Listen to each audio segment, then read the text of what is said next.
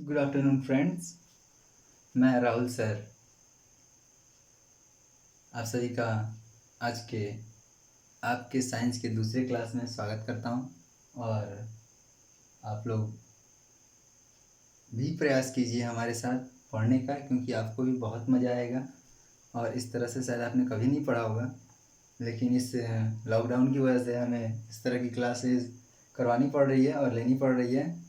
So no problem को दूर करते हुए हम आपको आपके टॉपिक को समझाने का प्रयास करेंगे। और आपका भी उसी तरह पूरा फ़र्ज़ बनता है कि आप भी हमारे प्रयास को सफल बनाइए। और पढ़ते हैं। चलिए, आज की टॉपिक हम पढ़ेंगे। कल जैसे हमने पढ़ा था क्या, uniform and non uniform motion. Uniform और नॉन यूनिफॉर्म मोशन के बारे में पढ़ा था, यानी समान और असमान गति के बारे में पढ़ा था। आज हम पढ़ेंगे चाल, स्पीड के बारे में पढ़ेंगे। यानी स्पीड क्या होती है, तो स्पीड को हम लोग हिंदी में कहते हैं चाल। स्पीड से हमें फ्रेंड्स क्या पता चलता है, आप बता सकते हैं? स्पीड से हमें यह पता चलता है, the speed of a body gives us how slow or fast that body move, ये डेड बॉडी इज मूविंग। मतलब क्या कह रहा है कि गिव्स अस एन आइडिया। कोई भी किसी भी बॉडी का स्पीड हमें एक आइडिया देता है। The speed of a body gives an idea how slow or fast dead body is moving.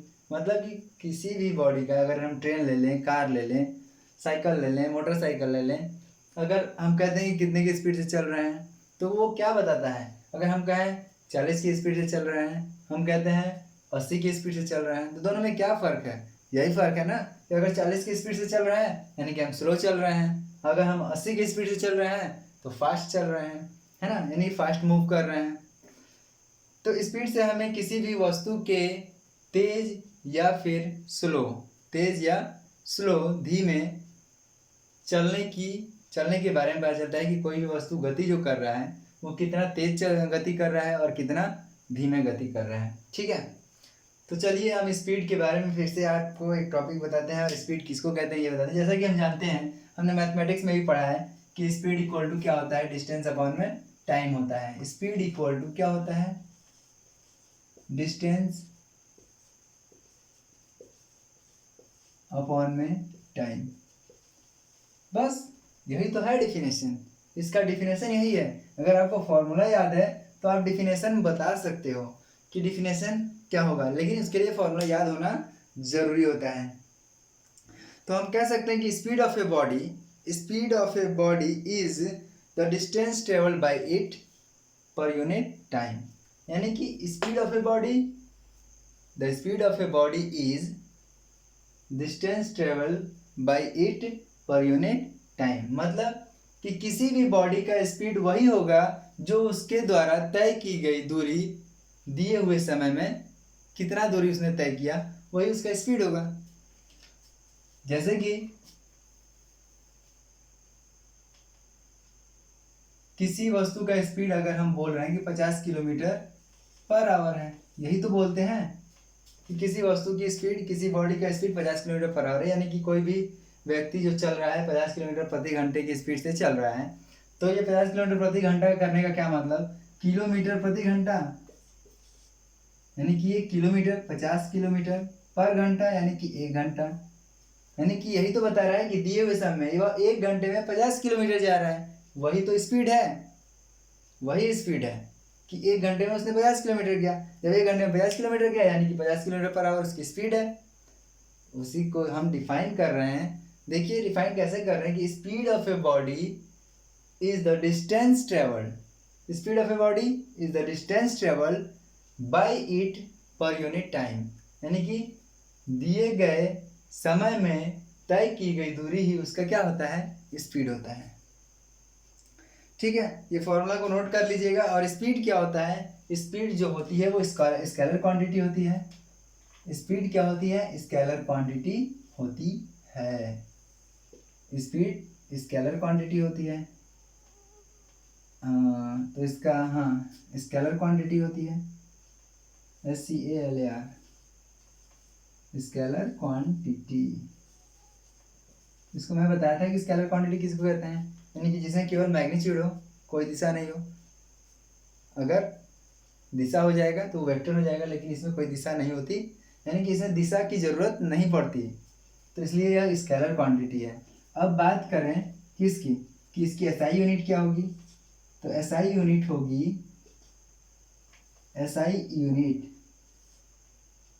होगी क्या, एसआई यूनिट इसका मीटर पर सेकंड होता है। एक्चुअली मीटर पर सेकंड होता है, किलोमीटर पर आवर भी होता है, लेकिन ये हाई लार्ज यूनिट है। लेकिन ऐसे अगर एसआई यूनिट पूछे कि स्पीड की एसआई यूनिट क्या होती है, तो स्पीड की एसआई यूनिट मीटर पर सेकंड ही होती है, उसकी छोटी इकाई होती है। ठीक है, इंडियन सिस्टम यूनिट स्पीड की मीटर पर सेकंड होती है। ठीक है, तो ये रहा स्पीड हमारा क्लियर, यहाँ तक स्पीड हम क्लियर कर चुके हैं। और वही बात कभी कभी पूछ देता है कि how do we measure speed, how do we measure speed, हम स्पीड को मेजर कैसे करते हैं, how do we measure speed, हम किसी स्पीड को मेजर कैसे करते हैं, तो we measure speed, we measure speed किसके द्वारा, by an instrument called speedometer, by an instrument called speedometer, यानी इस स्पीडोमीटर के द्वारा हम क्या करते हैं, स्पीड को मेजर करते हैं।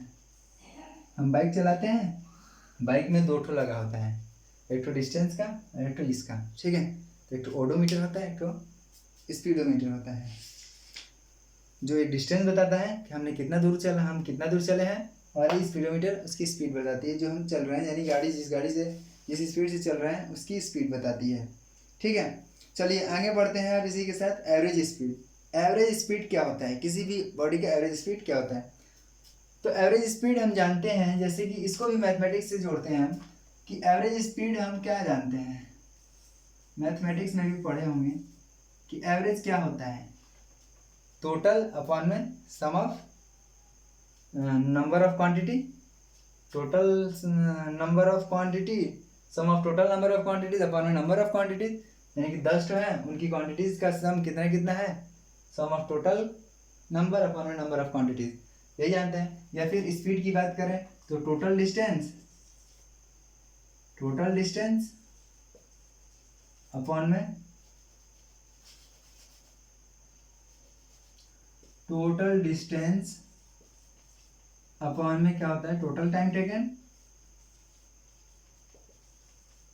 टोटल टाइम टेकन यही होता है ना, यानी कि पूरी दूरी तय करने में पूरा लिया गया समय कितना होता है, वही तो उसका एवरेज स्पीड होता है। तो जब ये पता है हमको, तो मैं बार बार कहूँगा कि इन सारी चीज़ों को याद करने की ज़रूरत नहीं पड़ती, हम इसको फॉर्मूले से ही याद कर सकते हैं।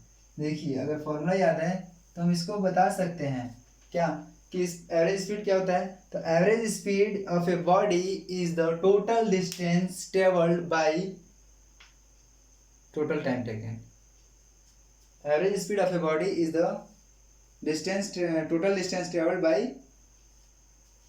Total time taken, by per unit time नहीं, by per unit total time taken लिख सकते हैं। ठीक है, नहीं तो बस हम इतना ही बोलेंगे कि average speed of a body is the total distance travel divided by total time taken. ठीक है, इसका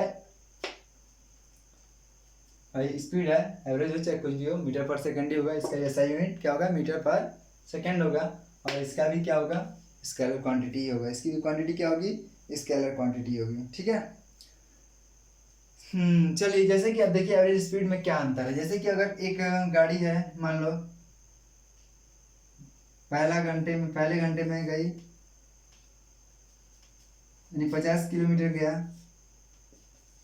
पहली स्पीड उसकी ये थी, 1 घंटा 50 किलोमीटर, टाइम इतना, डिस्टेंस इतना, फिर 2 घंटे का समय लिया तो कितना हो गया, 100 किलोमीटर हो गया। ठीक, और फिर तीसरे घंटे में गया तो 3 घंटा लिया, चला 125 किलोमीटर चला। तो इसमें क्या करेंगे, जब एवरेज स्पीड निकालना रहेगा, तो जब एवरेज स्पीड निकालने के लिए क्या करेंगे, एवरेज स्पीड जब निकालना होगा तो इसमें टोटल डिस्टेंस 50, 100, 125 जोड़ लेते हैं, 150, 250, 275, जोड़ेंगे तो आएगा टोटल को जोड़ेंगे तो कितना आएगा 50 प्लस 100 प्लस 125 यानी 100 100 250 25 75 275 और यहाँ पे टाइम कितना है 2 1 3 है 3 6 1 + 2 + 3 ये किलोमीटर हो गया और ये आवर हो गया। ठीक है, तो ये हो गया 275 और नीचे हो गया 6। इसको डिवाइड कर देंगे, डिवाइड करने पे जो आएगा वही होगा आंसर। इस तरह से एवरेज स्पीड फाइंड कर लेंगे। ठीक है फ्रेंड्स, आगे बढ़ते हैं। चलिए, हमारा एवरेज स्पीड खत्म हुआ, स्पीड खत्म हुआ। अब बढ़ेंगे हम किसके तरफ, वेलोसिटी की तरफ। किसके तरफ, वेलोसिटी की तरफ। लेकिन उससे पहले एक टॉपिक छोटा सा जानेंगे, यूनिफॉर्म स्पीड क्या होती है। यूनिफॉर्म स्पीड क्या होती है, जैसे हमने यूनिफॉर्म मोशन पढ़ा वैसे यूनिफॉर्म स्पीड होगा। ठीक वही चीज़ होगा यूनिफॉर्म स्पीड में। यूनिफॉर्म स्पीड उससे पहले पढ़ेंगे, वेलोसिटी से पहले हम यूनिफॉर्म स्पीड पढ़ेंगे, यानी कि समान चाल पढ़ेंगे। समान चाल क्या होती है, तो समान चाल दोस्तों वही होती है। यूनिफॉर्म स्पीड को हम हिंदी में क्या कहते हैं, पढ़ेंगे यूनिफॉर्म स्पीड। यूनिफॉर्म स्पीड जिसको हम हिंदी में कहते हैं समान चाल, एक समान चाल या समान चाल कहते हैं। ठीक है, ये समान चाल कहते हैं। समान चाल होता क्या है, जब समान समय में समान दूरी तय किया गया है तो उसको समान चाल कहेंगे। यानी एक समान समय में किसी वस्तु द्वारा एक समान समय में एक समान दूरी तय किया गया तो उससे वस्तु का समान चाल कहते हैं। यानी कि तब कहेंगे कि वह वस्तु क्या है, यूनिफॉर्म स्पीड में है। इंग्लिश में डिफाइन करें तो व्हेन ए बॉडी कवर्स क्या, इक्वल डिस्टेंस, या when a body travels equal distance in equal intervals of time. When a body covers equal distance in equal intervals of time then the speed of that body is uniform speed. मतलब मैंने simple सा बोला क्या, when a body travel या cover equal distance in equal intervals of time then the uniform speed of that body is then the speed of that body is uniform speed। ठीक है, तो ये रहा हमारा यूनिफॉर्म स्पीड का कि uniform speed किसको कहते हैं, यानी जब समान समय में समान दूरी तय करेगा तो उसको यूनिफॉर्म स्पीड कहेंगे। जैसे एक घंटे में मैंने भी बताया कि पहले घंटे में 50 किलोमीटर गया था, दूसरे घंटे में 50 किलोमीटर, तीसरे घंटे में 50 किलोमीटर, यानी कि वह 3 घंटा टोटल चला लेकिन 50 किलोमीटर ही तय किया। एक घंटा में 50 किलोमीटर, 50 किलोमीटर गया। ठीक, फिर अगले घंटे भी एक घंटा में 50 किलोमीटर गया, फिर इसके अगले घंटे भी 50 किलोमीटर, मतलब सेकेंड आवर में भी 50 किलोमीटर, थर्ड आवर में भी 50 किलोमीटर गया। यानी कि पहला घंटा 50, दूसरे घंटे 50, तीसरे घंटे 50। ठीक है, टोटल 3 घंटा चला, 50 किलोमीटर चला, यानी कि उसकी स्पीड क्या होगी, यूनिफॉर्म स्पीड होगी। क्या होगी, यूनिफॉर्म स्पीड। ठीक है, यूनिफॉर्म स्पीड इस तरह से कहते हैं।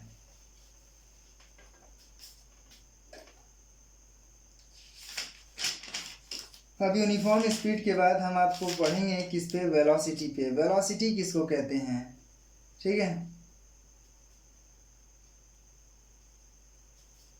देखिए वेलोसिटी किसको कहते हैं, तो वेलोसिटी ठीक स्पीड ही है, स्पीड के जैसा ही है।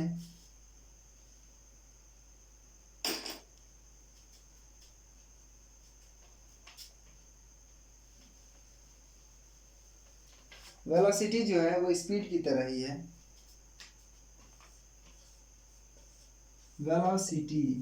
वेलोसिटी को हम क्या कहते हैं, अब इसका नाम चेंज हो जाएगा, वेग हो जाएगा। वेलोसिटी को हम हिंदी में कहते हैं क्या, वेग। वेलोसिटी को क्या कहेंगे, वेग। ये था स्पीड, स्केलर क्वांटिटी था, लेकिन ये जो होगा ये क्या होगा, वेक्टर क्वांटिटी होगा, वेक्टर क्वांटिटी होगा। ठीक है, ये वेक्टर क्वांटिटी होगा। लेकिन दोनों के डिफिनेशन में कोई ज़्यादा फर्क नहीं है, कोई फर्क नहीं है, थोड़ा सा का फर्क है, थोड़ा सा फर्क है। क्या फर्क है वो भी मैं बताता हूँ कि वेलोसिटी में वेक्टर क्वांटिटी है और ये स्केलर क्वांटिटी है। इसी से आपको समझ जाना चाहिए कि क्या फ़र्क है। स्केलर क्वांटिटी है चाल और वेक्टर क्वांटिटी है वेग यानी वेलोसिटी। तो वेक्टर क्वांटिटी में क्या होना चाहिए बताया गया था, इसमें मैग्नीट्यूड के साथ साथ एज वेल एज डायरेक्शन भी होगा, है ना। तो जैसे कि इसका डिफिनेशन हमने पढ़ा था स्पीड का कि the distance covered by a body, the speed of a body is the distance covered by a body per unit time, है ना। उसी प्रकार इसमें हम पढ़ेंगे वेलोसिटी का उसी तरह होगा डिफिनेशन सेम वही, velocity of a body is the distance travelled by it per unit time, the distance travelled of a body by it per unit time in a given direction, यानी कि velocity of a body is the distance travelled by it per unit time या by a body per unit time, ठीक है। Velocity क्या, फिर से एक बार explain करते हैं, ध्यान से सुनिएगा। The velocity of a body is the distance travelled by it या by body per unit time in a given direction, in a given direction. लेकिन स्पीड वाले में यही नहीं था, यानी इन ए गिवन डायरेक्शन नहीं था। स्पीड में क्या था केवल कि स्पीड में था कि the distance speed of a body is the distance travelled by it per unit time. लेकिन इसमें क्या हो गया वेलोसिटी में कि the distance velocity of a body is the distance travelled by it per unit time in a given direction. Very good, यानी कि अब तो क्लियर हो गया होगा। यानी कि जब हम किसी भी, जैसे कि अगर हम बोलते हैं कोई कार चल रही है किस 50 किलोमीटर पर आवर की स्पीड से चल रही है, suppose that 50 kilometre per our की स्पीड से चल रही है, कार की स्पीड क्या है 50 किलोमीटर पर आवर। किसी ने पूछा कि स्पीड कितनी है 50 किलोमीटर पर आवर, तो 50 किलोमीटर पर आवर के साथ साथ जब उसका डायरेक्शन शो करे, है, यानी कि अगर हम कहें कि ये कार ईस्ट की ओर 50 किलोमीटर पर आवर की स्पीड से जा रही है, एक कार है जो कि पूर्व की ओर ईस्ट की ओर toward east 50 kilometre per hour से चल रही है, मूव कर रही है, तो वहाँ पे वो वेलोसिटी में चेंज हो जाएगा। यानी कि जहाँ इसके साथ डायरेक्शन जुड़ा, वेलोसिटी में जैसे ही डायरेक्शन जुड़ा, यानी कि इस यूनिट में जैसे ही डायरेक्शन जुड़ा वो वेलोसिटी बन गया। लेकिन बिना डायरेक्शन का क्या है स्पीड है, ठीक है। दोनों में अंतर समझ में आ गया, वेरी गुड। इसका फॉर्मूला क्या होता है, तो वेलोसिटी इक्वल टू होता है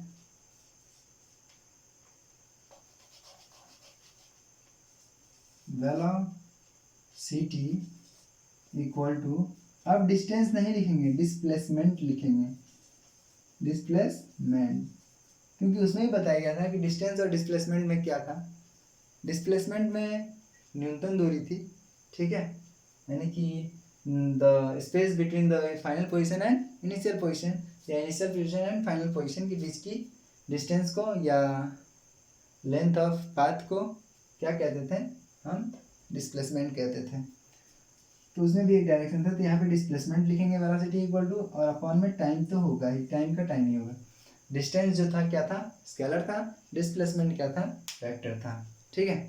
तो यहाँ पे वेक्टर क्वांटिटी की बात हो रही है वेलोसिटी में, तो यहाँ पे डिस्प्लेसमेंट लिखेंगे डिस्टेंस की जगह पे, ठीक है।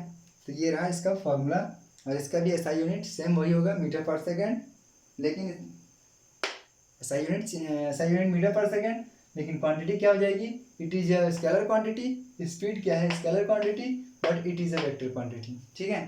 अगर डिफरेंस पूछ देगा तो डिफरेंस में लिख सकते हैं आप, पहला definition the speed of a body the total distance travel by it per unit time, और इसमें the distance travel of a body per unit time in a given direction, it is a scalar quantity, it is a vector quantity, ठीक है। हाँ, तो clear हुआ। अब uniform velocity की बात करें, यूनिफॉर्म वेलोसिटी क्या है, इसमें लिखेंगे इट हैज ओनली मैग्नीट्यूड, इसमें लिखेंगे it has magnitude as well as direction.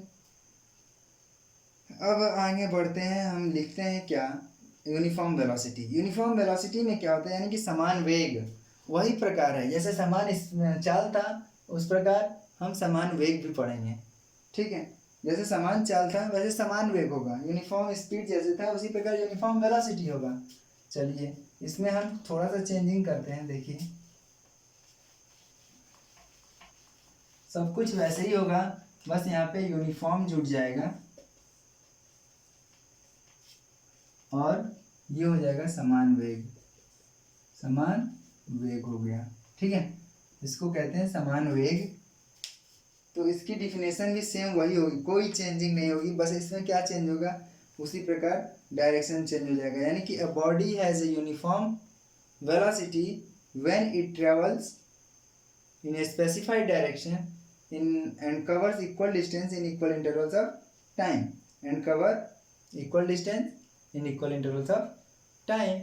या फिर इसको हम इस तरह से भी कह सकते हैं कि when a body cover equal distance in equal intervals of time in a given direction या in a specified direction, then a body then the velocity of a body is said to be uniform velocity। ठीक है, ध्यान से सुनिए, मैं इसको uniform velocity को एक बार फिर से एक्सप्लेन करता हूँ, ध्यान से, ध्यान पूर्वक। यूनिफॉर्म वेलोसिटी समान वेग को कहते हैं, और यूनिफॉर्म वेलोसिटी का डिफिनेशन होगा कि when a body covers equal distance in equal intervals of time in a specified direction then the velocity of a body is said to be a uniform velocity। ठीक है, इसका भी ऐसा unit metre पर second होगा, quantity vector quantity होगा। ठीक है, चलिए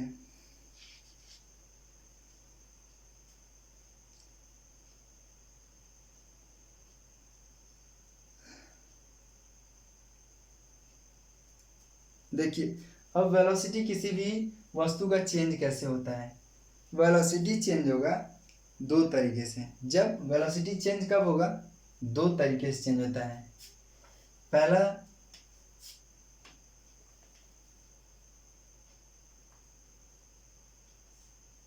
लिखेंगे चेंज ऑफ वेलोसिटी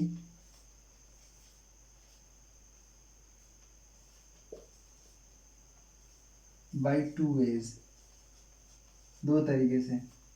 कैसे कैसे, पहला तो इसकी स्पीड को चेंज करके, by change the speed of a body, by changing the speed of a body, by changing the speed of a body. क्योंकि जब स्पीड चेंज होगा, ठीक है, जब स्पीड चेंज होगा और निरंतर स्पीड चेंज होगा तो किसी ना किसी, जब निरंतर स्पीड चेंज होगा तो वो अपना डायरेक्शन भी चेंज करेगा। ठीक है, तो स्पीड चेंज करके इसके हम वेलोसिटी को चेंज कर सकते हैं, और या फिर डायरेक्शन जब चेंज होगा तो हम इस वेलोसिटी को, अगर स्पीड को सेम रखें, डायरेक्शन चेंज कर रहे हैं तो भी वेलोसिटी चेंज होगा, अगर स्पीड चेंज कर रहे हैं तो भी वेलोसिटी चेंज होगा।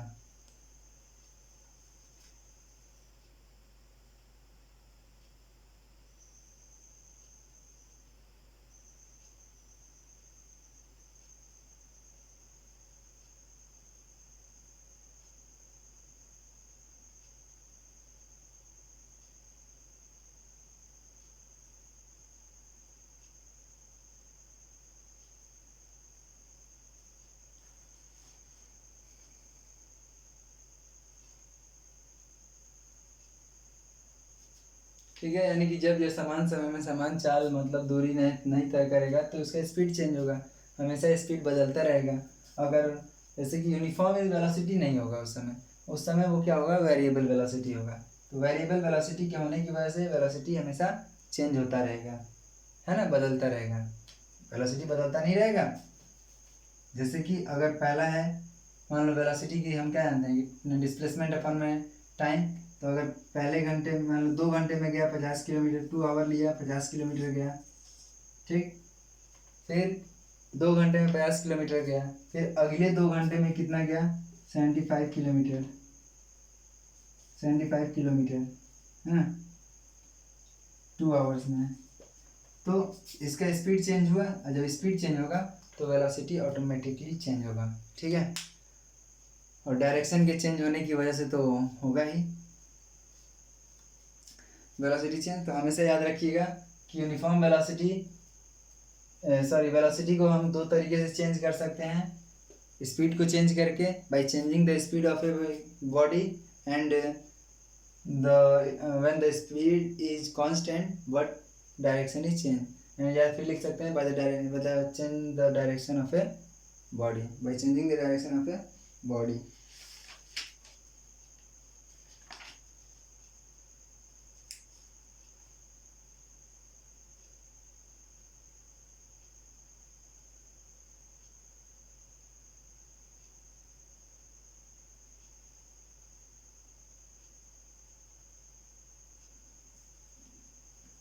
देखिए कैसे वेलोसिटी और स्पीड में क्या अंतर है और कैसे क्या होगा बता रहे हैं आपको।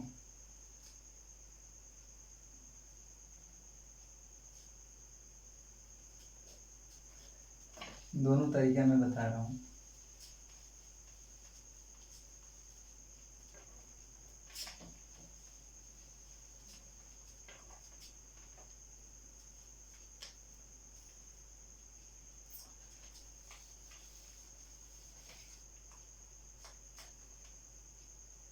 यानी कि देखिए ये इक्वल कभी, यानी स्पीड और वेलोसिटी इक्वल एक ही स्थिति में है, यानी कि एक ही कंडीशन में रह सकते हैं।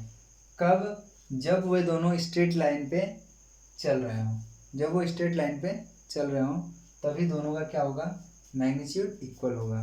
ठीक है, लेकिन अगर वो कर्व लाइन पे या वगैरह इस तरह चल रहे हैं तो उस समय उनकी वेलोसिटी और स्पीड इक्वल नहीं होगी। जैसे कि मैं मान लिया अगर ये हमारा घर है, ए से बी को गया एक बार कोई चल के, ठीक, और फिर बी से ए को आया। टोटल डिस्टेंस मान लीजिए यहाँ पे 50 है और ये भी 50 है। ठीक है, इसको यहाँ से यहाँ जाने में लगा समय 1 घंटा और फिर आने में भी 1 घंटा। ठीक है, मानते हैं ये लगा। ठीक, चाहे 1 घंटे ना मान के हम मान लेते हैं यहाँ पे, चलिए 50 किलोमीटर गया तो लग गया 2 घंटे और फिर आने में लग गया 2 घंटे। ठीक है, तो इसका अगर स्पीड हम निकालेंगे तो क्या निकलेगा, 50 और 50 100, क्योंकि हम तो ये गया और ये आया, यानी कि ये भी दूरी तय किया और यहाँ से ये भी दूरी तय किया। कितने घंटे लगे आने जाने में, तो 4 घंटे लगे। तो इसकी स्पीड क्या निकलेगी, टोटल डिस्टेंस 50 50 100 बटे में टोटल टाइम टेकन 2 + 2 4, यानी कि 100 बटे में 4 कटा देंगे तो आएगा 25 किलोमीटर पर आवर, ये होगा। लेकिन अगर इसका वेलोसिटी अगर निकालते हैं तो वेलोसिटी देखिए निकालेंगे तो क्या, वेलोसिटी तो जीरो, मतलब डिस्प्लेसमेंट क्या हुआ, जीरो हुआ, क्योंकि इसमें डिस्प्लेसमेंट अपॉन में टाइम होता है, डिस्टेंस नहीं, टोटल डिस्प्लेसमेंट अपॉन में टोटल टाइम टेकन। एवरेज अगर वेलोसिटी निकालेंगे तो यहाँ से यहाँ गया, ये इसका इनिशियल पोजीशन, ये फाइनल पोजीशन, यहाँ से गया और रिटर्न हुआ, फिर यू टर्न लेके फिर रिटर्न हुआ, यहाँ से गया फिर रिटर्न हुआ, है ना। तो रिटर्न हुआ, गया और आया, तो यहाँ यही इसका क्या है, फाइनल पोजीशन, इनिशियल पोजीशन भी है और यही इसका फाइनल पोजीशन भी है, क्योंकि अंतिम और प्रारंभिक जो स्थिति है उसकी वो क्या है, दोनों सेम है। तो जब दोनों सेम है तो क्या हुआ, जीरो हुआ, डिस्प्लेसमेंट कितना हुआ, जीरो हुआ, और टाइम कितना लगा, 4, यानी कि कितना 0 किलोमीटर पर आवर। चेंज हुआ कि नहीं, इन दोनों का इस तरह से ये चेंज होता रहता है। स्पीड को चेंज करके भी चेंज कर सकते हैं हम।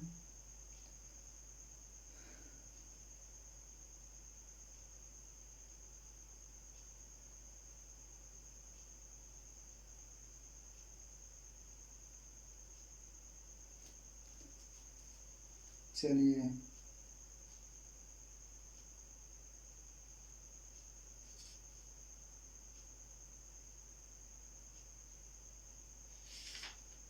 यहाँ पे हम बोल सकते हैं कि स्पीड कभी भी जीरो नहीं हो सकती, लेकिन जो वेलोसिटी है वो जीरो हो सकता है। जैसे कि हम डिस्टेंस और डिस्प्लेसमेंट में बताए थे कि डिस्टेंस कभी जीरो नहीं हो सकता, डिस्प्लेसमेंट हो सकता है। उसी प्रकार यहाँ पे स्पीड कभी जीरो नहीं होगा, लेकिन वेलोसिटी जीरो हो सकता है। ठीक है, तो इतना आज मैं बताया आपको। और एक टॉपिक मैं आपको और बताना चाहता हूँ।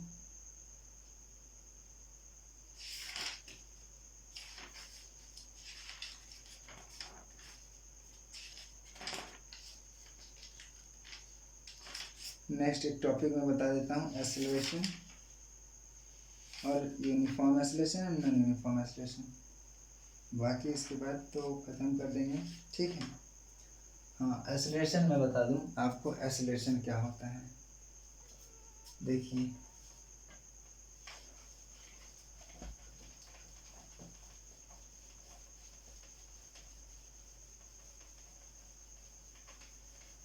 एक्चुअली एक्सेलरेशन किसको कहते हैं मैं ये बताऊंगा। एक्सेलरेशन को हिंदी में कहते हैं त्वरण। और ये त्वरण कैसे होता है, कब होता है, तो जब वेलोसिटी चेंज होगी तो त्वरण होगा। Rate of change of velocity with time, rate of change of velocity with time is called acceleration. Acceleration इसको कहते हैं त्वरण। और इसके दो पार्ट्स, यानी यूनिफॉर्म एक्सेलरेशन और नॉन यूनिफॉर्म एक्सेलरेशन।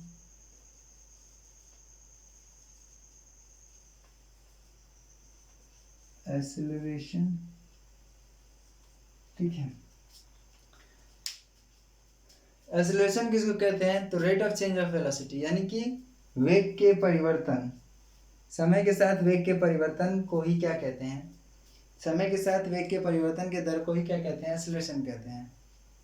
यानी change of velocity, rate of change of velocity, rate of change of velocity is called acceleration. यानी कि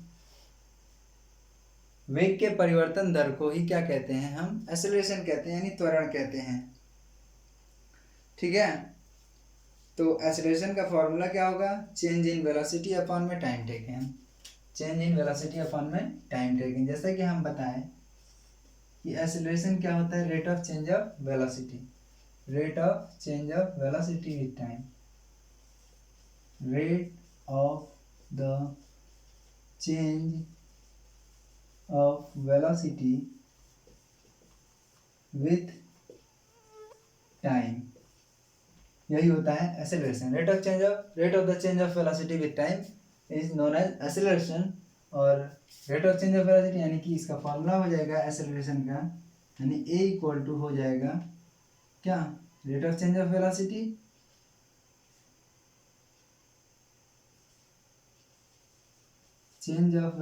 अपॉन में टाइम, ठीक है।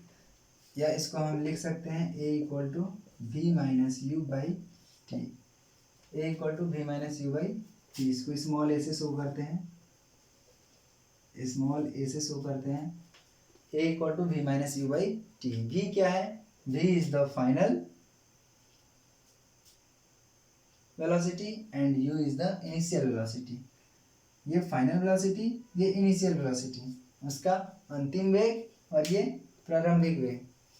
जहाँ u इक्वल टू क्या है, इनिशियल वेलोसिटी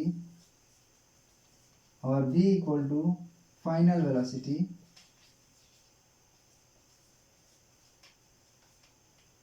और t इक्वल टू क्या है, टाइम, जैसे कि आप सब जानते हो, ठीक है। v minus u by T, ये हो गया एक्सेलरेशन का फॉर्मूला। इसका एसआई यूनिट क्या होता है, metre per second square, metre per second square इसका एसआई यूनिट होती है। मीटर पर सेकेंड स्क्वायर इसका एसआई यूनिट क्या होता है, metre per second square, metre per second square इसका एसआई यूनिट होता है, ठीक है। तो SI unit of acceleration equal to क्या होगा, मीटर पर सेकेंड स्क्वायर। अब आते हैं, बात करते हैं यूनिफॉर्म, और ये वेक्टर क्वांटिटी होता है, क्योंकि यहाँ पे वेलोसिटी की बात चल रही है तो ये वेक्टर क्वांटिटी ही होगा, क्योंकि जब वेलोसिटी वेक्टर क्वांटिटी है तो एक्सेलरेशन भी वेक्टर क्वांटिटी होगा, क्योंकि एक्सेलरेशन वेलोसिटी के परिवर्तन दर को कहते हैं। तो ये जब वेलोसिटी वेक्टर क्वांटिटी है, ये भी वेक्टर क्वांटिटी। यूनिफॉर्म एक्सेलरेशन किसको कहते हैं? तो यूनिफॉर्म एक्सेलरेशन कहते हैं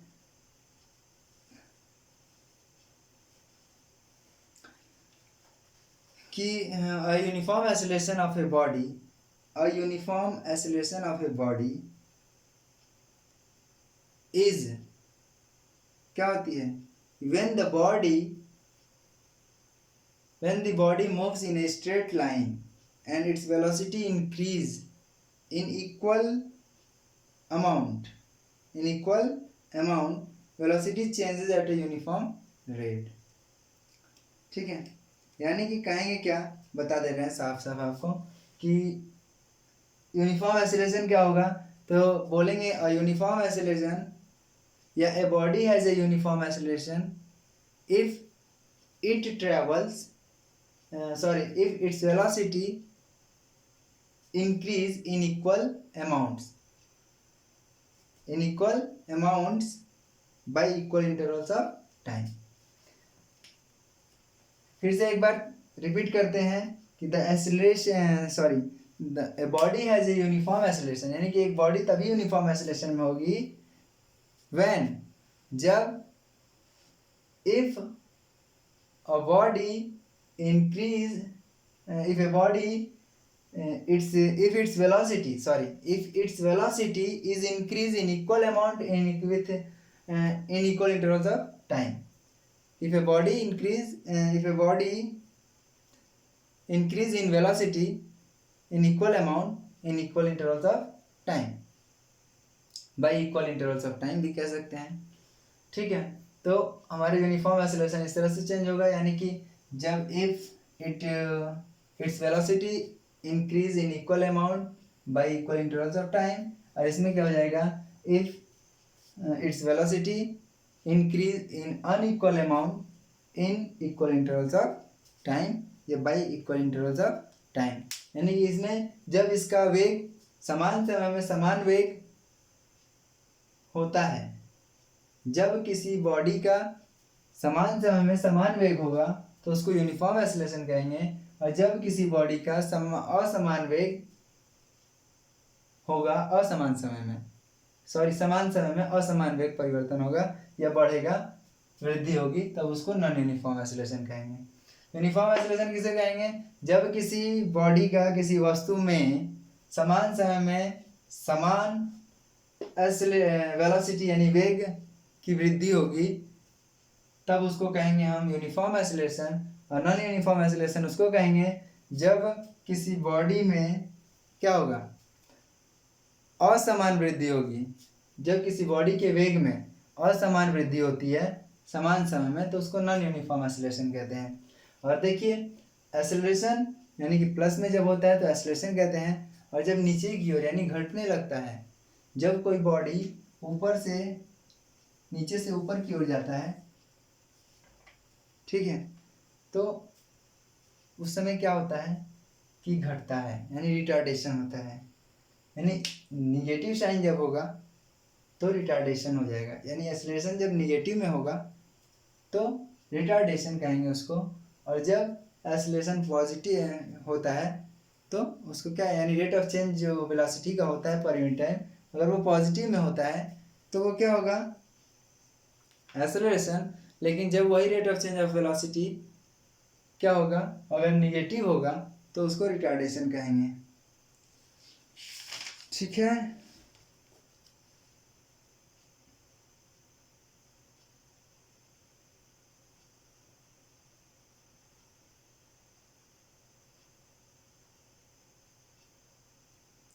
हाँ, रिटार्डेशन में बताया क्या कि if the velocity of a body increase the acceleration is positive, and if the velocity of a body decrease, यानी कि जब वेलोसिटी डिक्रीज होता है और एक्सेलरेशन निगेटिव होता है, यानी कि जब एक्सेलरेशन घटने लगता है, वेलोसिटी घटने लगता है तो रिटार्डेशन है, जब वेलोसिटी बढ़ता है तो एक्सेलरेशन। जब वेलोसिटी में इंक्रीजमेंट होगी तो एक्सेलरेशन, और जब वेलोसिटी में डिक्रीज होगा तो उसमें क्या होगा, रिटार्डेशन। ठीक है,